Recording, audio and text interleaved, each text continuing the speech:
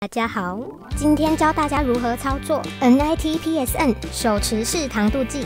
这款糖度计可以测量0到32%的甜度，用在测量饮料、水果、果汁、食品加工厂品管等等的甜度测试。使用前请先进行校正，使用蒸馏水滴于临近表面，轻轻盖上面板，让容易遍布临近表面。再使用螺丝起子调整校正螺钉，使分界线保持在0%的位置。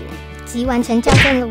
校正结束后，打开盖板，用软布擦拭临近，再将预测容易滴在临近表面，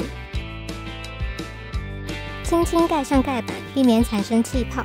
将仪器对准光源或明亮处，转动目镜调节手轮进行对焦，调整至分界线清楚后，该刻度值即为被测容易的浓度。每次测试完，建议清洗临近及盖板，以免影响仪器的精准度。